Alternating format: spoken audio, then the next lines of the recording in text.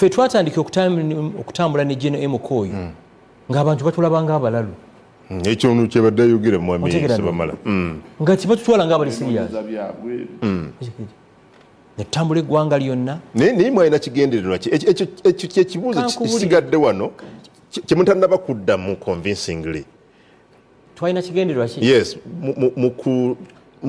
what's the vision mu kutandika ebisinde bino ebyali biwagira General MK nga muga nti ye president w'eggwanga addako omwaka olwala yasooka capturwa with what intention? What was that bigger goal you wanted to achieve? At the end of the day, oyina emyaka gy'otuukako nga tokyasobola kulidinga ggwanga. General Museveni mumanyi ku 31 wakomawo. Twali awandikira mwende ekiwandiiko. Lindako. 31 wali ku ballot paper. Mwabatamanyi General Museveni Bobo interface nzeko naye alinganga ine emyaka 6. Ina amanya agamutambulira ko. Olira. Ovanga ku muntu ali ku myaka 8 nenga aichuye alinganga ine emyaka 6. Vako aichuye ate ku mubiri akyali musajja muki mugumu nnyo aje komeza. Nzija. Ne tutambule gwanga lyonna. Nyine ekintu kyempulira mbu abantu bali kwemuke bamwagala ko sente. Bannange mwabalooza nti kwemuke tumujjako sente mujje mu muwulire sente zagaba sijjukira konti twatambula eggwanga lyonna nga General MK ina gwawadde facilitation wetambuzanga wekka ne weesuza wekka ne weerisa paka lwokola kirwokomawo nze mu office gye mbaddemu as the national vice chairperson Pierre Central Region simanyi nti nyina vote y'amafuta wenzija amafuta oba nyina Land Cruiser yiyo yampeebwa no tubadde tukola pro bono work mwoyo gwaki gwa gwanga era nzi bwe mpulira abantu nga bagamba nti abo bali kwemukerwa sente singe mukeri sente zali aziga ne president yakyogera yes president yakyogera kiga nti abamu abamwetoolodde crooks ontegerano benoonyeza biki byabwe so PLU abantu bonna abagitandika from day one bali driven ne love y'eggwanga lino singa President Museveni avudde mu nsi muno ani gwe tulaba as a possible candidate omuli presinga otegera ndoza General MK aina all the qualifications otegera ndoza nejukira nti to stand for the presidency aba ayina okusooka n'ava muki mu majje ne bamulitayalinga kati tasobola kubanga is a serving military officer. So, okay, maybe okubategeera obulungi n'okuddamu ekibuuzo kya mwami Rwomushana bulungi abamemba abapya bateekeddwa ku central committee oba CC ya PLU. For example, what are their specific roles? Obuvunaanyizibwa bwabwe buli specific buli ki?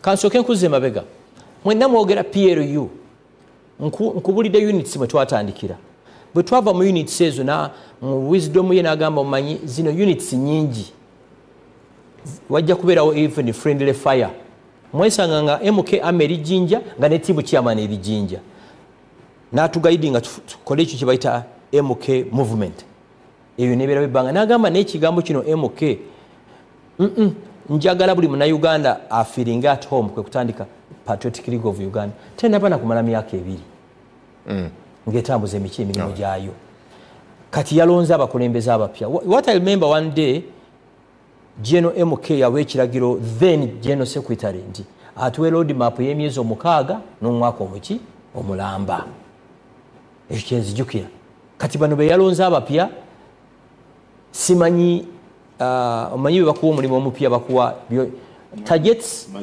n'ebirala kati simanyi oba yazikoze yazibawadde nefe omulimu gwaffe gwali very very crucial kwe kutunda brand yeno ya Muhoozi Kainerugaba nze akutudde maaso wano ekigambo ekyo nti MK is our next president it's me nze akutudde maaso wano listen ekigambo nti stand by generator it's me nze akutudde maaso logo eyo gyolaba eyo empologoma it's me yava mu tiimu Simba mu Luswayiri kitegeeza empologoma okitegeera ndowooza nga President Museveni yagenda mu nsiko Obote n'agamba nti abo bajja kumerera n'emikira mu bugongo ng'enkima Obote bwe yayisaamu amaaso 5 years later so in a nutshell ganti ekigendererwa gikinaggwera mwagala bukulembezi bw'eggwanga eno siro talekera nti buli mwaka twambala ebijjegere mu kifuba yes gwadde tukukibaba sebo DP mwagala ki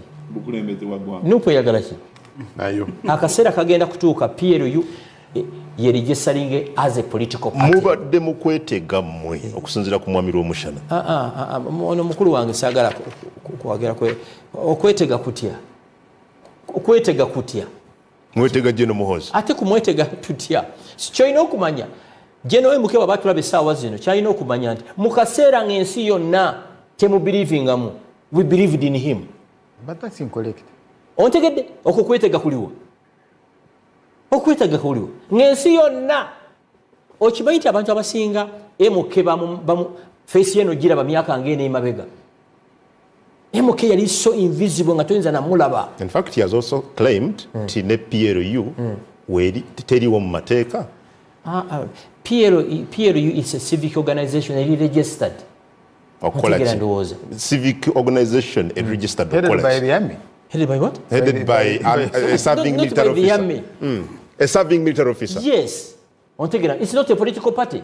Singema the political party MK takirizibwa gikola ki? Jihading. It's a civic organization.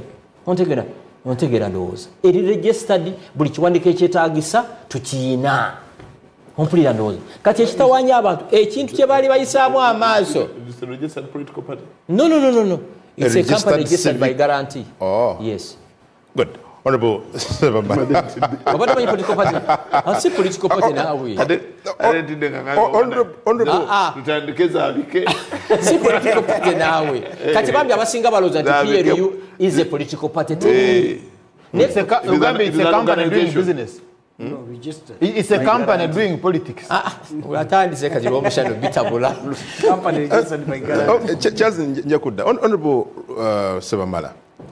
Botunulira okunyonyola ulidde ono founding member wa PLU agenti gyekigwera eri buyinza ngera nga bwayogedde nti bali mu kweteekateeka bwalaba enkyukakyuka zino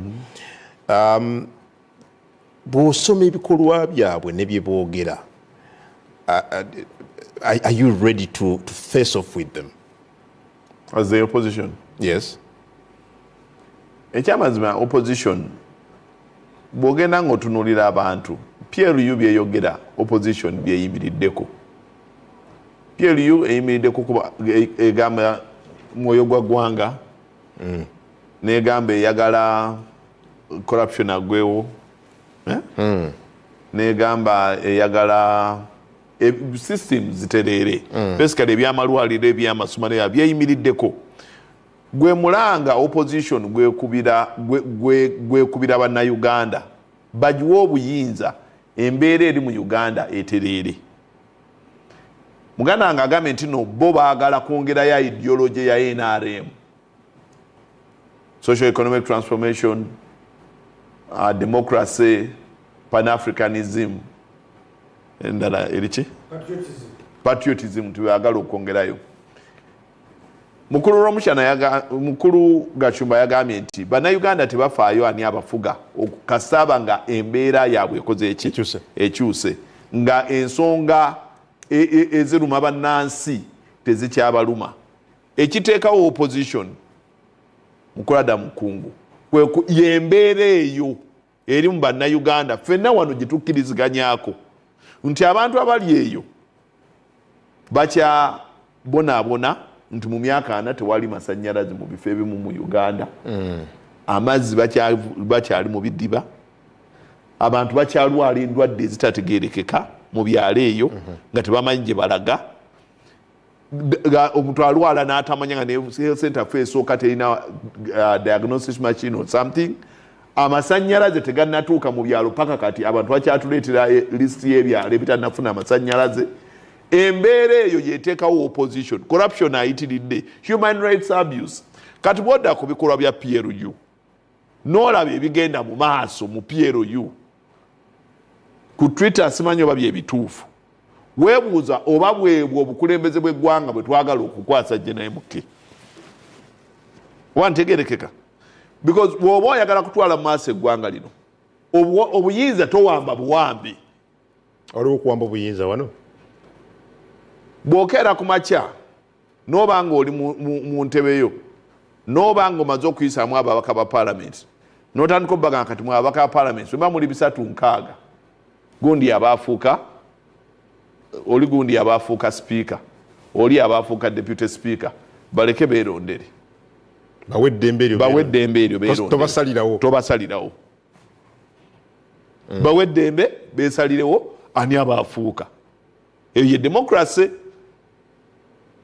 ate oba okimanyi olina ennamba ne Anita Among ne bwaba mubbi muleke mu kalulu bamukuba akalulu oyo ye democracy toziyiza balala democracy is about freedom of expression consensus or by vote so buli kimu kireke kitambule nga bwe kirina okutambula olabe ensi eno oba ddala eri ku saidi yo oba teri ku saidi yo bw'otunuulira ebibadde wa agondi simanyi oba there is a special topic naye ebibadde wa mukulu Erias Lukwago tuyinza obyogerako leeta but ebikolwa ebikutwala mu buyinza oleme kulabika nga ate omukulembeze agenda okujja abantu babeere nga bakutya bw'onaateekawo ekifaananyi nti nga tonaba nakutuuka mu bukulembeze naye gwe kyoyogera kyekiba kyekisalibwawo abangi nga ntegeeza bannansi 8 ku 10 kubanga ffe tulijja 2 ku 10 abali obulungi era abasalawo kiri 8 ku 10 yengabo gy'oyina era mukulu Museveni simanyi mu katabo ki yagamba nti engabo gye twalina oba Kazoro oba mukulu Museveni engabo gye twalina si kuba nti twalina ebyokulwanisa eby'amaanyi n'ebirala byonna nga tulwana engabo gye twalina be baali abantu abo abataayogeranga wawe twekwese abaatuwanga emmere abaatuwanga bawanayinki be baali engabo n'olw'ensonga eyo ebikolwa byo byonna bawanayinki yengabo gy'olina okusigala ku bukulembeze obwo nga pulezidenti w'eggwanga ffe ab'opposition betukola ki betulina bamajority bawanayinki ffe ab'opposition betulina n'olw'ensonga eyo ensonga zino bwe muzikwatako then n'engeri gy'ojja mu bukulembeze teyina kuba ng'enyigiriza mwanayinki. Thank you. Mami Rwomushana, you claimed mabegako just a few minutes ago nti PLU yawamba parliament also nti yawamba NRM nti yawambye institutions ezenje. What did that mean? You see, oyina member of parliament Chankwanzi. Honorable Chikabi. Chankwanzi. Of all places.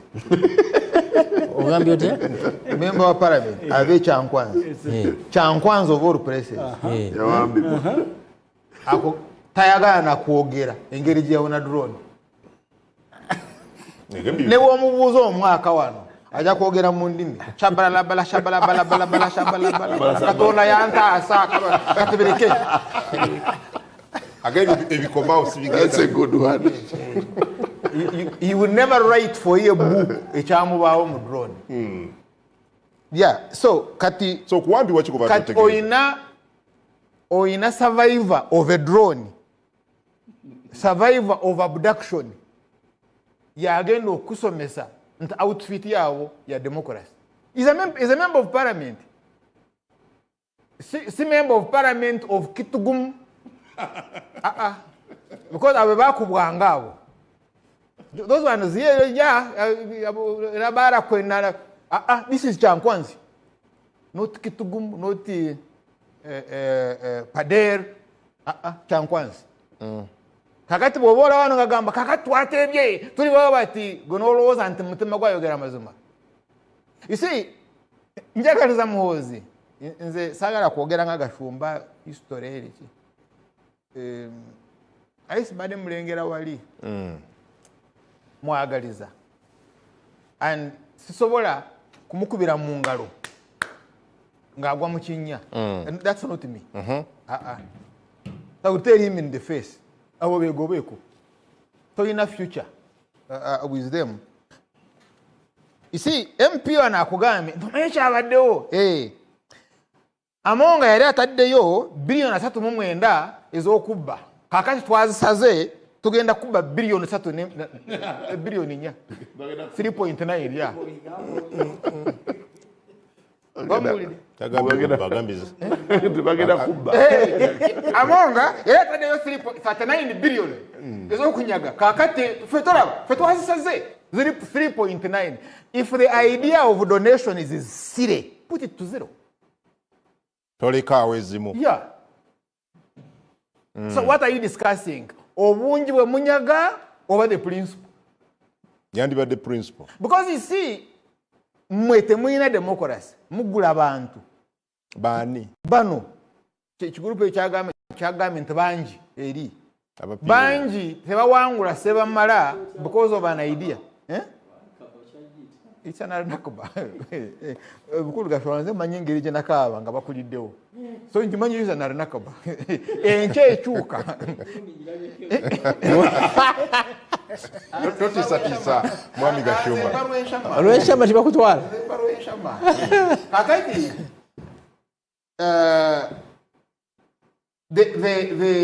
so MP zaabo bakola fundraisings. Bayita Mukyala Monga as chief guest kukola ki? Kakati oyagala ajje esente azijjewa zagenda okubawa. So in other words, batch designing ne bateekawo speaker waabwe Amonga mukulu Museveni na approving a budget. Because tebasobola kuba na sente zino nga za bubbi nga mukulu Museveni taza approving. You know that. Parliamentary Commission majority abaloba mukulu Museveni including the Prime Minister. Yeah. So sente baza approving and it is for their fundraisings. Chola Mukyala Monga babadde amuyita everywhere. Naye ekibi bwe kityo. Mwena mugenda mu kibi ne mukola ekibi arewe muvayo mwene mwagala mwerungiye ng'oli musiiga enziro. You're all dirty. Akabiru mukabye wamu mutemuda bana Uganda, you have been together.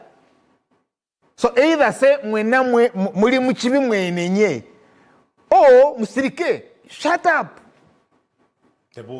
Yeah, shut up. You see, what is democracy around Mhozi?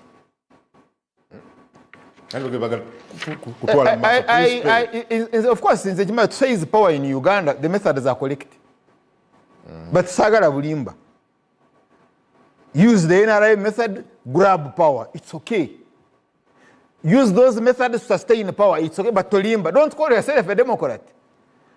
Because Jagana Mumbulire mwatuula wa okusalawo nti kati ono agenda kubeera ono the speaker Jacob Obosobo and Nathan Thomas Taib are going to be your candidate. Mwatuula wa. Where did you decide?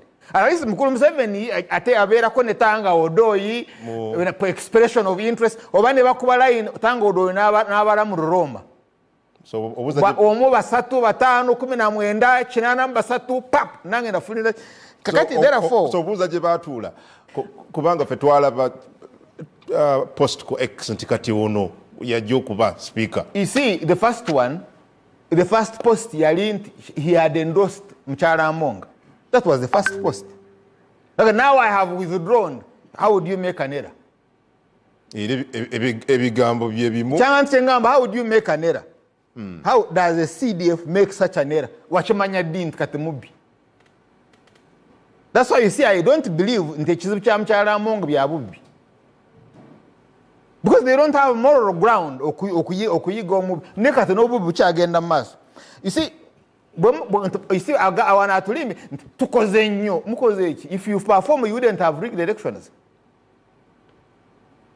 Tobadde owano nga babba bululwa primaries, the way they conducted the national. Was this an election? Gama bugami nti tutya emboko, tutya amakomera, tutya basement, kati amazima togaveeko. Then ekyo nakyo kigwe tubeere praise singers. Now but you see what concerns me. Twatuula wano n'akulira veterans. Abalwana okuleeta Muhoozi mu buyinza. Amukuba Nansiko. Yes. Kakati ewaabwe gy'ava, you have heaps of scars. Eluweero. Eluweero. Oyina heaps of scars. Entuumu. You know what they call it in Ruganda? Entuumu. Entuumu y'obuwangwa. Nabo baali bannayuganda nga balya nga banywa. But ekyabatuukako tebakimanyi. N'okubaziika tebaabaziika. Up to now, NRA has failed to bury them. Can you imagine? The National Resistance Army Occupational Nakba is unable to bury Abanyaruweero. ebirala ne bwe bigaana. But wuno wano teyeebuuza what went wrong ffe bwe tuti. Wakimulabamu asobola okwebuuza naye kiki ekyabaawo what went wrong in the history of Uganda mu byobufuzi bya Uganda abanalwero tuffe kakati n'okuzira nga tusobola kweziika tubeere mu hips. What went wrong muntu takyebuuza but kyeyeebuuza is million 5. Basaba babawe. And by the way you also have Ayaveruwero yasurviving okubeera mu hips ezo. Naye Ayaveruwero mind ye is about million 5 and 1.5 million shillings. You the survivors have this. All right. And Ndokwa. Those two.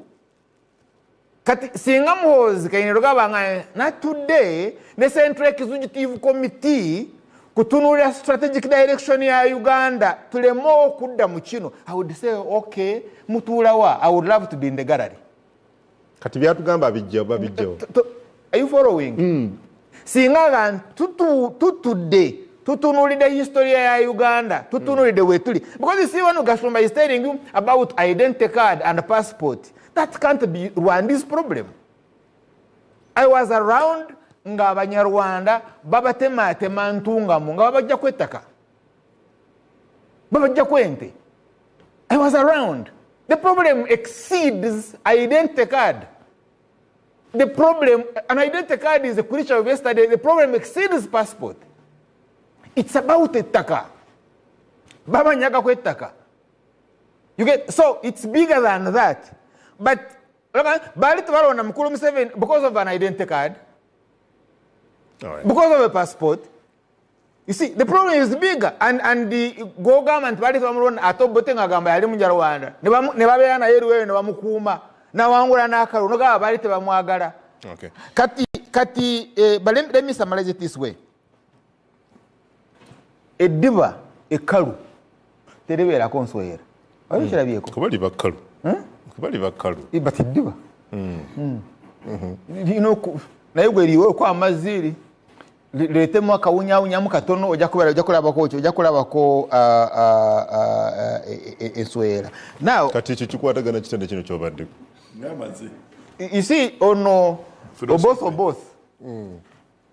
Yali Minister of Defense. Naye afuuka Minister of Defense ng'ava mu ntalo ezijjawo Kadaga. He is elevated. You know, propulsion. Propulsion, missile webegenda okugenda waliwo byekasuka nesobola okugenda. Kyosuula n'otambula. Both. Yabaawo olw'okugwa kwa Kadaga mwe muva Olanya kati amonga speaker ku ntaana ya Olanya. Now both yafuna Ministry of Defense as a bargain to give way to Olanya. Now both tali mu defense kati nyagala otunulire Muhoozi Kayini Rugaba, General of the National Resistance Army. Nti olowooza both olowooza nti obwa speaker wa parliament eno gyolaba eno and Minister of Defense, which one is most strategic to Muhoozi? Kati gwe nongamba nti both bamuwadde promotion. He was ejected. Iroko gendeeyo kati awona alina Minister of Defense naye olwokaza bannayuganda temutunuulira wala. Atalisi Gashumba yalina kwa idea. MK army, which army? Kati atalisi olaba alinawo idea of army. Anoonya erinnya eririko army. Anoonya idea eriko empologoma. But ono bamujja mu defense ne bateekayo waabwe. Honorable Kiyowa. And it's interesting therefore nti when Gashumba wamala okubatwala mu bavandime baabwe n'abalaga kakati naawo nannyinimu ya atuuse for Buganda. Kiryowa, defense Kiryowa. That's how this thing is made. Katwala bamuyise kwogera naye. Ayina okuvayo nga mwewembeefu ng'avudde mu penitensia. Bw'aba tajjize drone. Honorable Kikabi, awulidde ebyogeddwa wano bingiko. Oli wa PLU njagala ojanukule. Kakati nze kyemanyi nze Rwomushana ebintu bingi bwaba byogera oba oli awo alina kyalimbye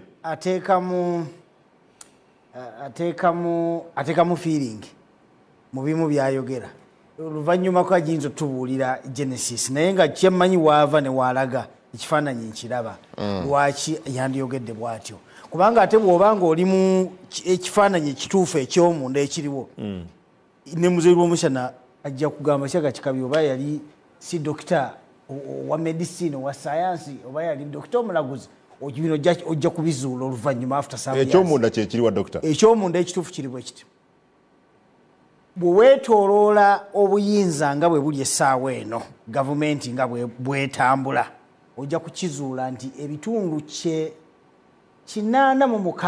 ku 100 olwedde buli mu ngalo za PLU bwe buti era nyiza n'okukugamba nti President Yoweri Kaguta Museveni bw'aba talabise ku ballot paper mu 231 Uganda is safe old guard esobola okuyimirira n'egamba yes let the sons and the daughters of the mighty revolutionaries take over muna ddala nti emirandira gyabwe gituukidde ddala paka wansi era nyiza n'okugamba nti ideology kino ky'owulira President Museveni kyatugamba nti njagala saagala bitiibwa byammwe right honorable so and so njagala bitiibwa ebyo mubikozese to transform the nation economically tuveeyo eri mu byefuna by'abannamba lujega tugende mu byefuna by'abannaggwano njagala mukikozese kitegeeza we are special envoys fe abakulembeze baatuma mweba MP mweba minisita bange naye bw'otunulira kabineti ye genda giraba nga 98% is PLU bw'otunulira ba MP be baatuma ng'ayogera obubaka obwo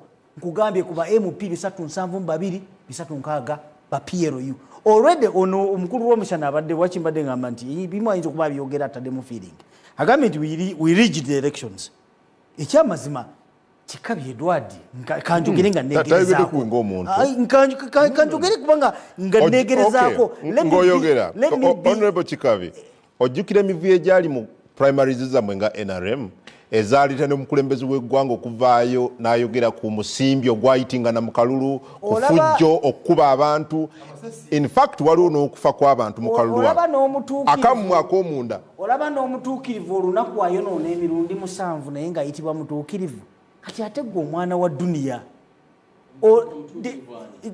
tugambe nti omutuukirivu nga tugambe nti gundi is a saint olunaku lugenda okuziba essaawa 24 aba yayonoonye emirundi 7 mu maaso ga kati kyabadde ayogerako kye mu demokrasiya tubaamu ne injuries mu demokrasiya mubaamu ne challenges mu demokrasiya mubaamu ebisoomoozo naye atereka tuleme kukozesa kisoomoozo ekibaddewo mu demokrasiya tukikozesa okutuuma ekifaananyi ono kyemumanyi senior analyst ate nga yasoma filosofiya amutegeera bulungi nnyo we are not supposed to use inductive thinking that is the fallacy in logic gwokulaba era emu bweti n'ogikozesa n'ogamba that's an error of generalization no kintu kimu bwekiti then you immediately make an inductive conclusion ekyo kimanyi kikyamu era senior Rwomushana bw'onokyefumitirizako gyagamba kikyamu irregularities zaaliwo those electoral irregularities tukimanyi tusobola ozitereeza with electoral reforms ekyo tusobola okikola naye ate aleme kusiiga kifaananyi nti akalulu kabbibwa era ekyamazima kiri bwe kiti twawangula abasinga twawangula abasinga omanyi wetubeera wano dokita bano bannayuganda batulaba kituufu ate bakkiririza mu TV eno ekituufu ebintu ebyokulowooza nti no ewantu wamu babbibwa yensonga lwaki bagamba buli wamu byabbibwa nze naawe twagala tukkirize nti akalulu akawedde kaali kabi kituufu kaalimu era okwogera wuliriza tetuli mu kukozesa kifo kimu nti wano mu Kampala banyigiriza bakansala n'abalala Masaka tekyaliyo oba Embarara tekyaliyo oba Kapchula tekyaliyo oba Karamoja tekyaliyo onzikiriza nkubuuzemu akabuuzo kamu wuliriza dokita akalulu kaali kabi kati ebyakalulu tubibeeko onzikiriza nkubuuzemu akabuuzo kamu actually mukulu Rwomushana tani mukozesa 1 point to generalize agamba akalulu konna tekaali kalungi so kati ekyo tukikkirize nti kaali kabi naye we tutuuse tetukyadda mabega tukoze tutyo okugenda mu maaso nabadde categorically clear ne nkugamba demokrasiya waffe gwe tulina akyaliko enkwagulo oba ebisoomoozo bye tulina okutereeza with proper electoral reforms. awo nabadde very categorically clear. Era no reform will protect you from being in a drone. Tujja. Which one? Rwomushana, let us not digress. Let us not digress from the core. They are in the north. Some of Mr. Moderator. Buuza sekikuubo, buuza tinkasiimire. Senior analyst ono. Okay. Ayina engeri effumu gy'ali nnyingizaamu ng'ekyamazima ali nnyingizaamu ku bwereere. Ekituufu kiri bwe kiti naawe okimanyi. Wali mu drone. Naawe okimanyi. Waliwo. By the way, bannayuganda kino njagala tukimanye. At all times we are supposed to say the truth. But not all the truth must be said all the time. Tuyina okuba nga twogera mazima buli kadde konna. Naye si buli mazima nti galina okwogerwa. Waliwo amazima lw'ogoogera ate n'oba ng'olimu ofuuse wasaanya. Ekyo nedda. Bannayuganda tuyina okwogera amazima essaawa yonna naye si buli mazima gonna nti galina okwogerwa kubanga olwo oyogera amazima ofuuka wasaanya. So owulira otya Dr. nga tugenda mu break owulira otya naye njagala nyambeko kimu ezo drone zirimu seat belts. ojja kumala jigenda mudakiikemu kuba tugenda mu kuwummulako because mpulira maloboozi ga bannayuganda amaga nti bye mulimu bya bufuzi abakulembera munnamagye akola decisions ezimu nga ziri political. Do you find that okay? Nje kugamba President Yoweri Kaguta Museveni talina decision yali yakoze ngeri outside sec talina decision yali yakoze ngeri outside. Sogera ku Mwai Museveni ogamba ku Piero yo? Yes. Kati bane kino wamanga nekyo tukikanyeeko. Owekitiibwa atukulembera General MK wademba okutunuulira naawe opinion ye nga bw'agirabye. Naffe ne tumani tujikubamu tochi. Sikuwa opinion kusalawo. Okusalawo no. Kyasa kubuziza wano. Nja kugamba ebigambo bino. Singa okusalawo. Just a minute. Doctor. Point of information kanjikuwa. Doctor katondo nnyo. Kyasa kubuziza wano. Ngaba Piero mwatuula wa ne muga nti kati Jacob both Thomas Tayebwa gwe twagolobere speaker wa faddako. Kati kino kanjikuwa kitegeere bulungi. Events zaali zitya.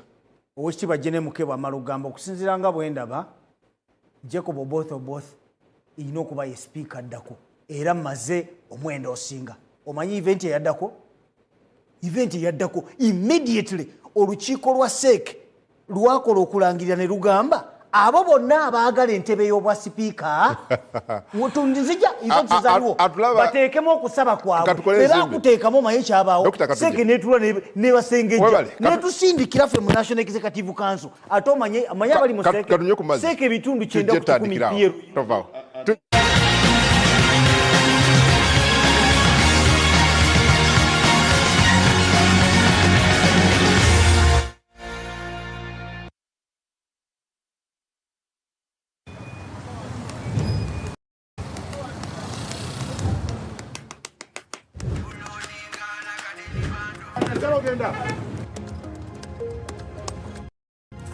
And that's it for today. Till the next episode.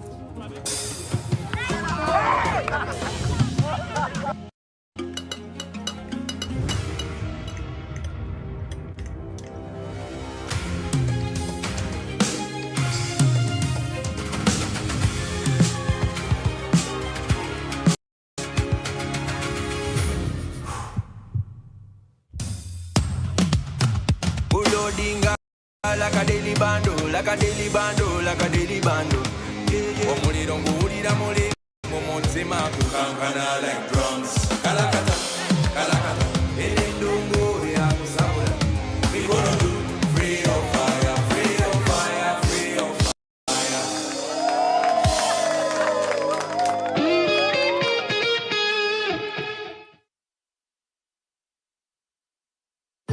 fire. Looking for a household cleaner that truly delivers? Meet Appo, the antibacterial cleaning powder for bathrooms and surfaces. Appo is formulated for 3-dimensional cleaning. It's a scouring agent that scrubs off dirt and stains, a germicide that kills 99.9% of household germs, and it works with water to wash everything away, leaving your bathrooms and ceramics hygienic and sparkling clean. Keep up hygiene standards without breaking the budget. Switch to Appo today. Appo is available Available at supermarkets and convenience stores countrywide.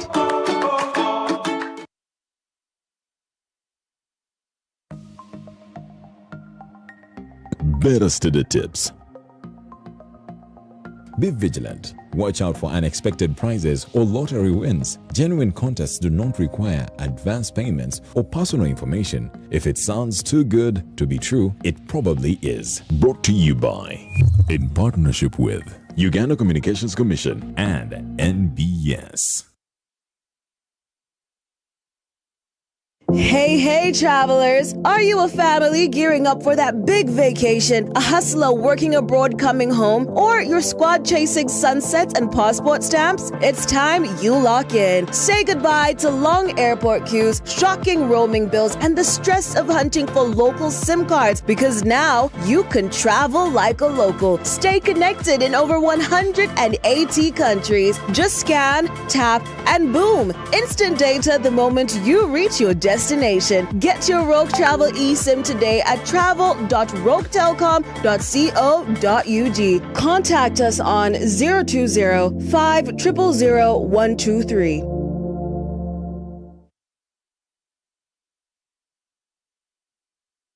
In a digital world, not everything is what it seems. False stories today spread faster than truth, leaving us all wondering what's real. Disinformation misleads, misinformation misguides, and spreads confusion and fear. Dismiss, a campaign to help you think critically, question wisely, and verify thoroughly. Join us. Let's build a more informed Uganda, one truth at a time. Dismiss, inquire, verify, confirm. Together, let's fight fake news.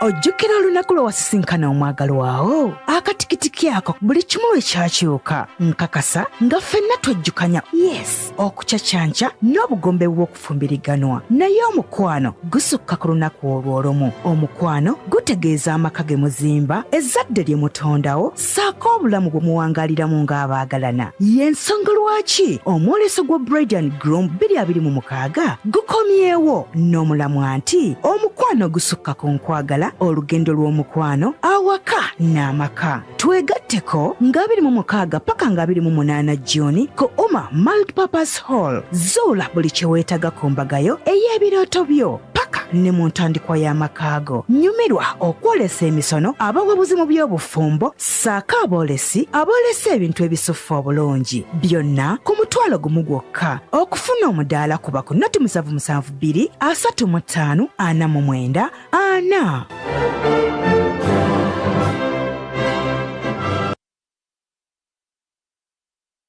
Across Uganda, the parish development model is paving the way for prosperity, helping families transform their lives through strategic farming practices, like the 4-acre model.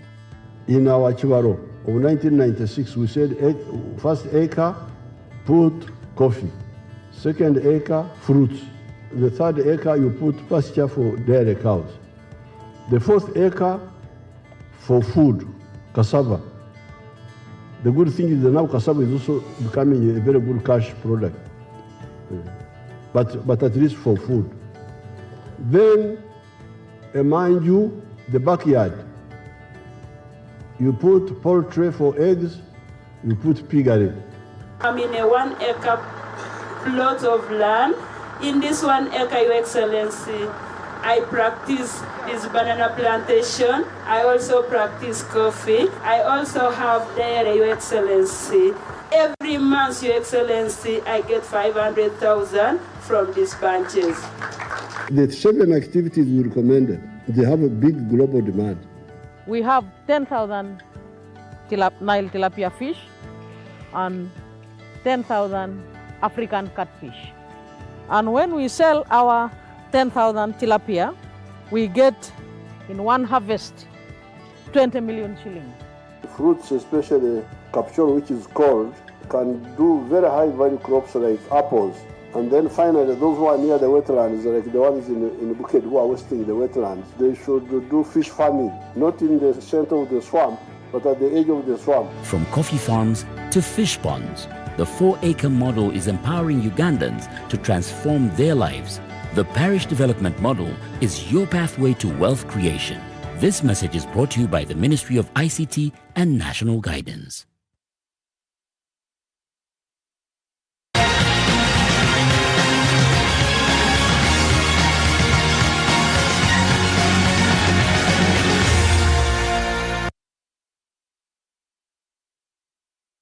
Ku Barometer kasameme ko chali webale kubango chatukubira ndabo baka bamwe bunjiko kampiteko mu bumu onagambye wano ye Aida Nakuya agambye Adam, we are living in very interesting times. According to the National Order of Precedence, the Deputy Speaker is number 5 while the CDF is number 27. Today number 27 just appointed number 5 as his special envoy to the August House. Number 5 is very excited and extremely happy. Very interesting and historic times. Yemchala Aida Nakuya. Then Onagamba Adam, the truth is that PLU leadership had recently been supported and backed by Ugandans because of being patriotic, but the arrest of Honorable Lukwago has led to loss of that support. Semogere James Alibanda. Then Nagamba Kungu, Mr. Rwomushana, you have been in ISO and you know what Udanga, Nyif and Hika. General MK's PLU's vision is patriotism, youth mobilization, economic targets and continuity. The changes show that PLU is shifting from a loose mobilization group to a formalized political structure tightly linked to state institutions. To the supporters, it looks like fresh leadership for results. Dr. Aguma Douglas.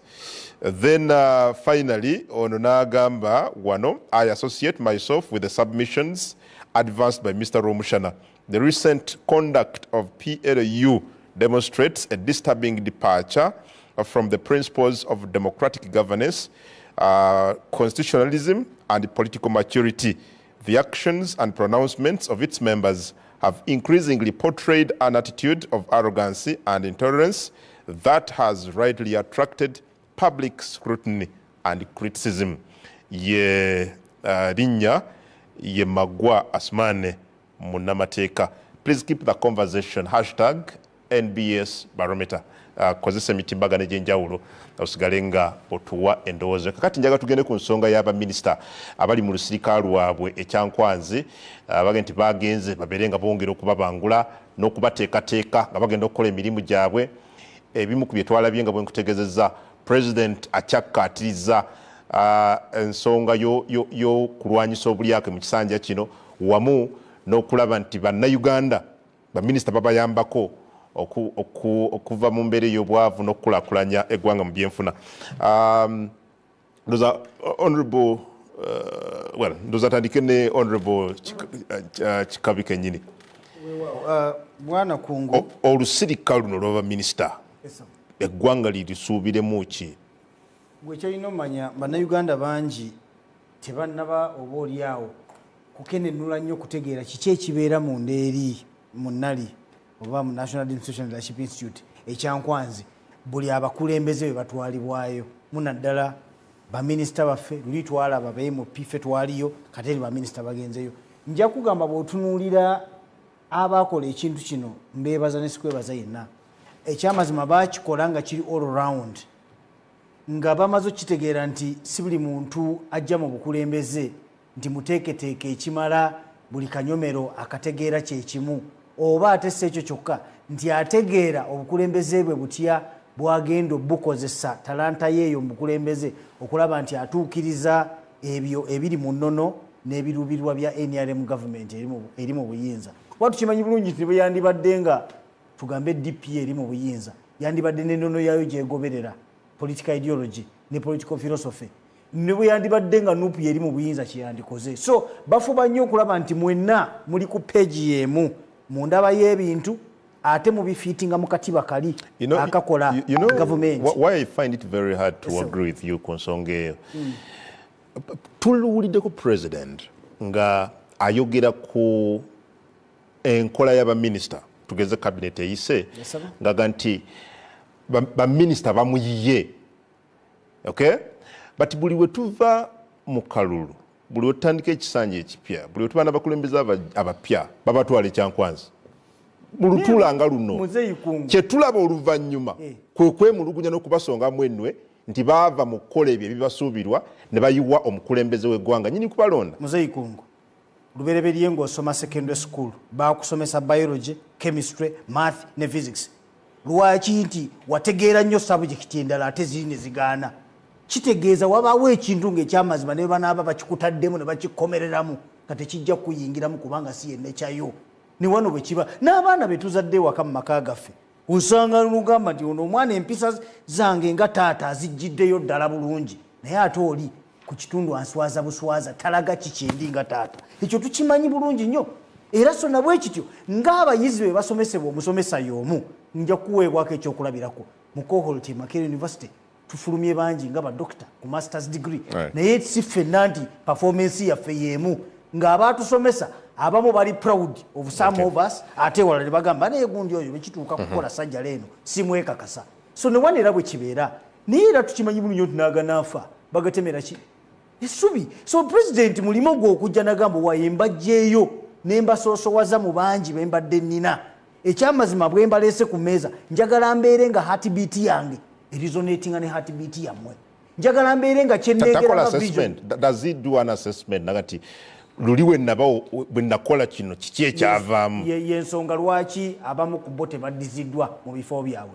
ate yensonga lwaki ba high performers nga Right Honorable Prime Minister Nabbanja bakomyewo mu bifo byabwe irujja kizuula nti ekikukomyawo mu kifo kyo ye clear cut affirmation nti wali wakoze bulungi ekyo kyayagala. So ne wano nno nabwe kityo tuli kyangwanzi ng'ekigendererwa kyakulaba nti baminisita baffe ebintu babiraba kyekimu nga pulezidenti bwabiraba bagende okujja ku ground nga tulina bapulezidenti Museveni bangi ayagala kunoonya abamuyambako nga bawera. Ojja kujja honorable webala Mwami Gashumba, bannayuganda babeera excited bwe ginatuuka ku buweereza now that tulaba okubangulwa kwa baminisita abagenda okubeera wakati mu buweereza bwa bannansi. Kati nga sinaba kuddamu njala nsooka enziremu muganda wange Rwomushana bwe nayogedde ku nsonga ya national IDs nagi down playing. Fe abali mu Kampala internet bwevaako abamu bayinza n'okusula nga tibeebase naye maama wange ali mu kyalo basenga wange ali Villa Maria tebikola kitebimukwatako. 20 years ago nga teri muntu alina national ID mu ggwanga nga ne wogulawo account mu bank otwalayo baluwa LC nogulawo account mu bank. Naye kati buli kintu kyokola mu ggwanga muno you must have a national ID. Tosobola kugulawo account mu bank nga tolina national ID. Airtel oba MTN tosobola kuwa line nga tolina national ID. Ne bwogula ettaka national ID, bwogula emmotoka national ID. Kati ne universities you must have a national ID. So akaseera kalinga abantu baffe okumibwa national IDs omuntu aba economically cripplinze. Eyo ensonga ebadde enkulu nnyo kuffe community yaffe nga abantu bali bamibwa national IDs yali kyali kyamaanyi nnyo. Ffe era twebaza Yoweri Kaguta Museveni okuba nti ensonga eyo Saabalwanyi yagitegeera n'agisolovinga. Kati ku nsonga y'ekyankwanzi eno I have a feeling gino emyaka 5 President Museveni agenda kubeera very tough ku bakozi be. Kivudde ku ki? Emyaka ng'esatu emabega yatambula eggwanga lyonna. I think he was on a fact finding mission ku bya PDM. N'azuula pain eri mu bantu ku ground. Sente ziteebwa e Kampala naye tezitikolinga ku muntu gwe zirina okutuukako amalwaliro amasomero amakubo n'ebyo ebintu ebirala. Kyensuubira ku gino emyaka 5 gino gyatandise alabika agenda kubeera mukambwe. Nze ate kyemusaba kino Museveni lishafo ya cabinet eno ereke kubeera nga alinda nti myaka 2-3 nakola lishafo ne mwezi alonde minister mu mwezi gumu amugobe ontegera ndoza kiseninge message nti tulina okuimprovinga lives z'abanna Uganda Kungu abantu bali bubi ate ng'ekisinga okunuma sente gavumenti eziririzinga ne zibbwa buki isi mwami Gashumba abakozi bonna ne mu makampani ago bannannyini wabawo zi KPIs baminisita simanyi oba mu kubalonda gavumenti erina KPIs zebawa nti okutuukiriza kino wetujja okumanyira nti okoze oba nedda bwe kiba tekibaddeewo bakiteekewo tunasobola tutya okukola evaluation ku minisita Kungu okulaba nti doketi gye twamuwa agituukiriza bwe tunaasigala ku bino ebya bulijjo era emyaka 5 gijja kuggwawo nga kati mpulidde 1.1 trillion eyawereddwa parliament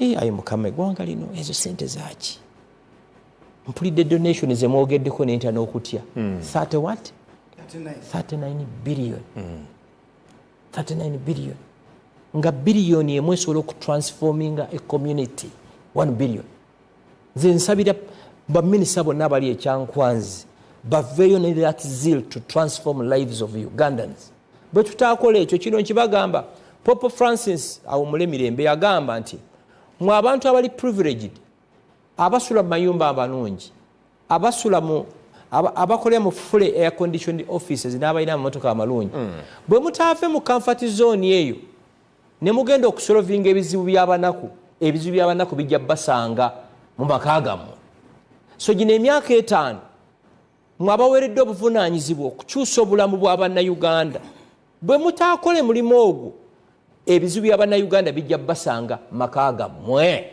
Thank you. Ebizibu by'abannayuganda binaabasanga emeka ebizibu by'abannayuganda tebigenda kusanga bannayuganda nca baminisita bageza kubisalira magezi banogera bizibu bino ddagala bali kyankwanzi mukulu Kungu goyinza okubanga ewa abantu tebajja naye buli lunaku ffe tufuna abantu buli lunaku ne mukulu Gashumba ofuna ow'eddwaliro n'ofuna wa school fees n'ofuna wapa buli kika okitegeera kyentegeeza so tekiriko nti n'ebizibu bya ggwanga ligenda kudda eno kino kye ŋŋamba baminisita sometimes emirundi mingi baminisita bagenda ndowooza ekyankwanzi they learn nothing forget nothing tebalina kye bayigayo ate tebalina kye bavaayo nga bagenze kubanga kuli kuba kubabangula bwe bajja mu parliament lwe tubeetaaga tebabeerabo baminisita kati muto wange ine ekintu kyekinnuma omukulembeze ng'omubaka walibadde ng'olina ekintu kyokola ekinspiringa mu constituency yo kati nga mu Buganda wano kinnuma nnyo okuba nti omubaka talina na miti gy'emwanyi ena atali musiraamu talina na kabizi ka bitango baakeeru you get it omukulembeze yalibadde ng'abantu gye baddukira nga kyakulabirako bw'otasolovinga bantu buli maka ne gabeeramu akasente kye bava bakeera mu maka ago okusabiriza nsonyiwa obudde bwe muyingiddemu tofaayo omukulembeze nga Sir Richard alina ebyalo 15 n'omutwali wano nenkugamba nti omukazi yakeza omwana ewaka ewange ng'asikondoka bwe namuwa emitwalo 7 gye nali nsigaziza mu wallet nangamba singa tompadde wadde 10 madde ngenda muleka naafiire wano sente meka ezo zogenda okumalawo buli muntu azukukabira n'ekizibu kye nobwosalawo ogaba emwanyi togenda gabira buli kika nobwosalawo ogaba whatever you can give toyinza kugaba buli kimu ekyo tekikusobozesa kyetulina okukola kwe kupushinga gavumenti kubanga bannansi bagiwa emisolo mukulu Gashumba bano abantu abali mu gavumenti sente ze balina zisinga nezeetagisa n'olw'ensonga eyo olutalo tuleme duteeka gye lutali olutalo tuluteeke ku baana abafuna omusaala abafuna emisolo gy'abannayuganda bagikozese bulungi kati baminisita abali ekyankwanzi kalungi agenda okuvaayo leadership obukulembeze njagala baveeyo balage eggwanga lino nti nze gwe bawadde ministry y'amasannyalaze wano wenkutte era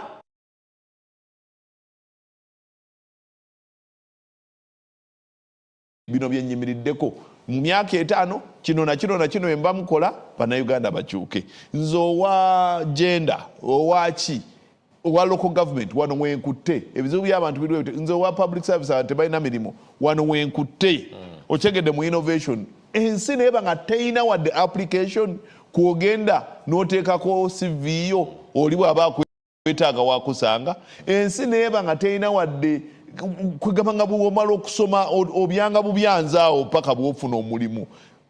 In fact, Mr. Katuma amala yasinze ku inheriting ebizibu ebisinga obungi.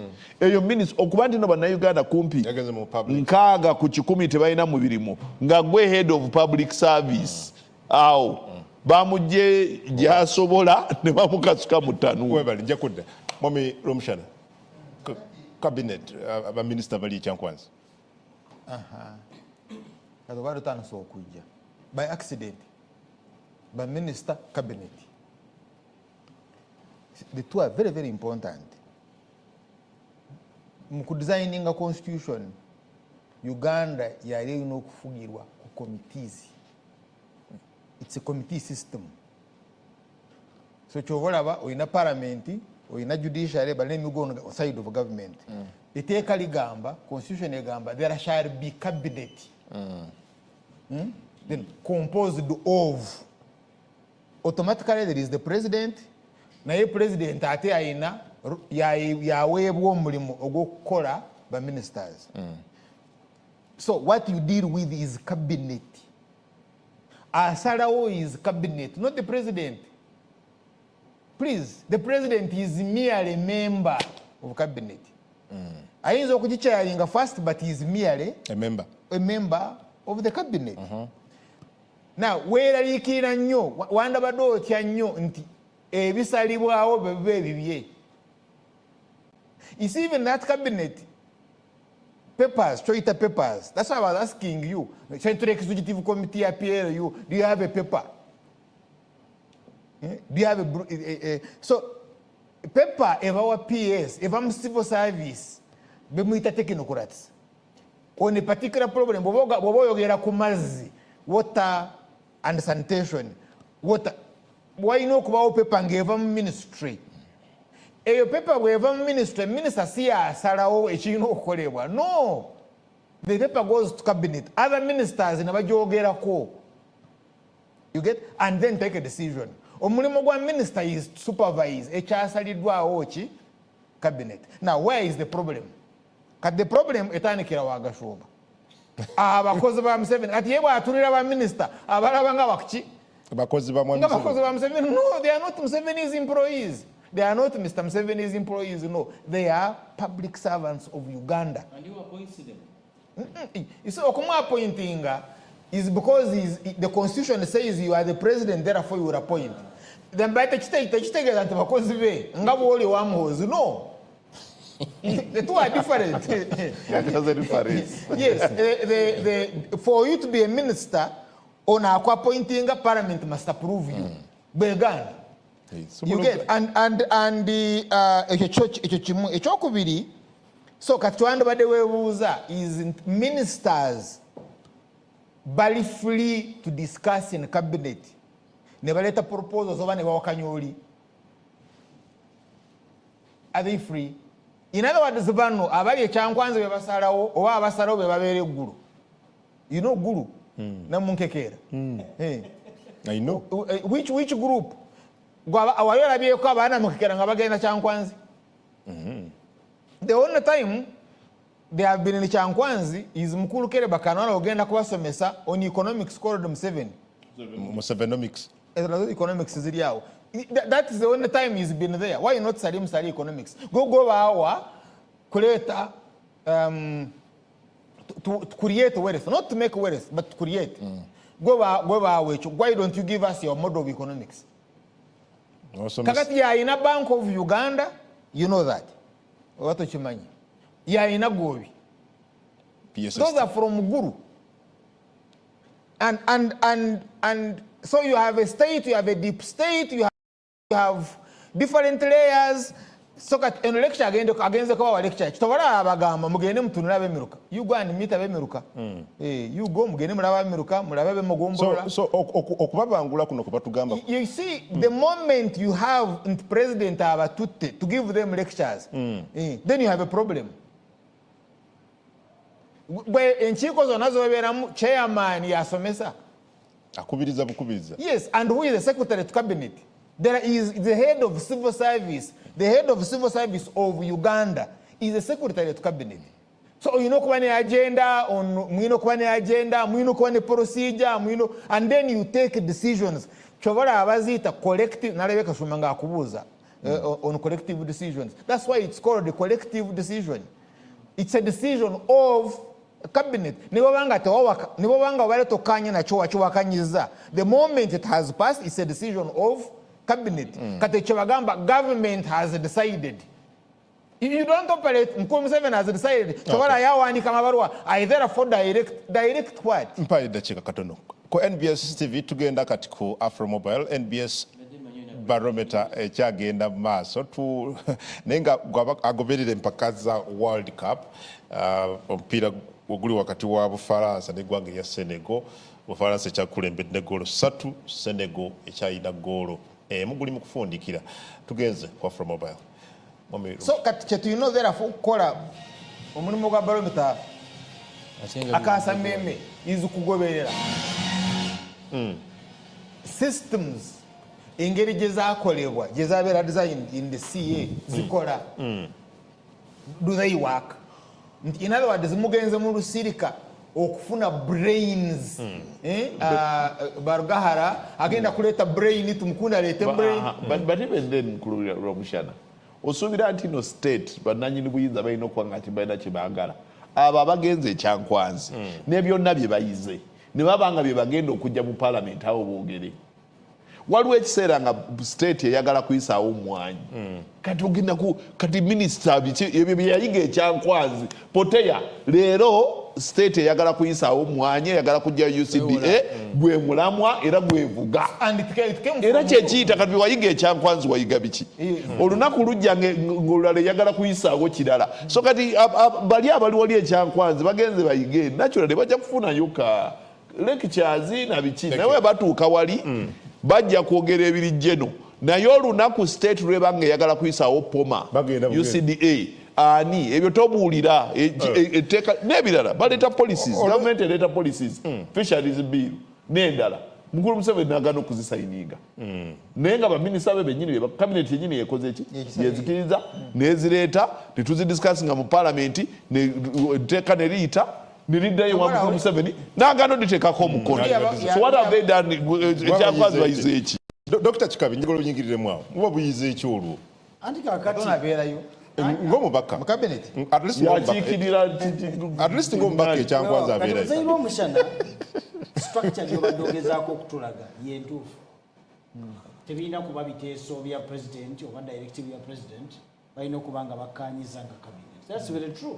Kirina okubeera naye ate kino wammanga njagala tukijjukire bulungi nnyo tinyini kiggwa yakiweebuula ate n'ekyennyanja bwe kiba kinayonooneka kyonooneka ki mutwe. Kati gwe nga vision bearer kikukakatako ebiseera ebisinga okusikiriza bano b'oyagala okugavaninga eggwanga nabo bwe twandibadde tugamba mwandibadde mutwala ebiteeso collective responsibility collective decision gy'obadde okuyogera okubagamba kino kye mwagala okulembezaamu olubereberye twayagala tukole bwe tuti ne bakukkiririzamu ne batambula bwe bati era I think His Excellency President Kaguta Museveni kino akikoze bulungi nnyo time after time era nze ku lwange enkisemba bw'abakuŋŋaanya n'abatwala ekyankwanzi munaddala nja babuulira bino wammanga from an informed point of view nti bangi mu cabinet babadde nga tebabeerangako ku highest stakes bweziti ne bawulira demands ezigenda okubaawo kino kubatwala ekyankwanzi